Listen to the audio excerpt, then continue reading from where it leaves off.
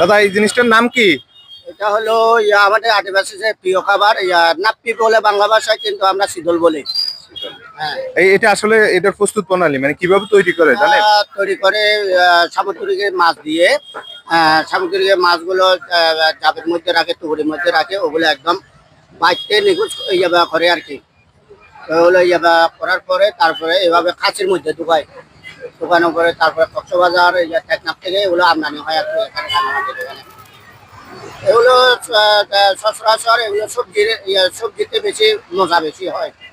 এগুলো আমরা আদিবাসীরা যা যেখানে থাকুক না কেন, বিদেশে থাকুক বা বাংলাদেশে থাকুক, যেখানে প্রান্তে থাকুক না কেন, এগুলো কিন্তু খেতে খুব সুস্বাদ।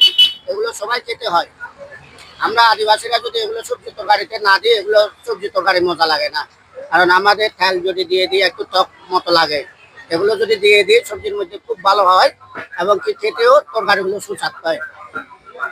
আপনি কতদিন থেকে এই নাকচি বিক্রি করতেছেন? 2013 সাল থেকে এরকম ব্যবসাতে জড়িত আছি এবং আমাদের দাদা দাদিরা এগুলো আদিগোড়া হইতে খেয়ে আসতেছে।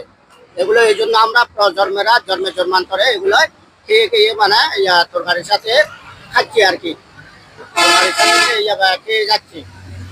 আর আমাদের প্রজন্মে যারা আছে এগুলো খেয়ে মানে জীবনযাপন করবে আর কি। মানে এগুলো দিলে একটু তরকারিগুলো ভালো লাগে। এখানে যেমন শুক্তি আছে, ইসে শুক্তি, ছুটি শুক্তির থেকেও বেশি এগুলো মজা।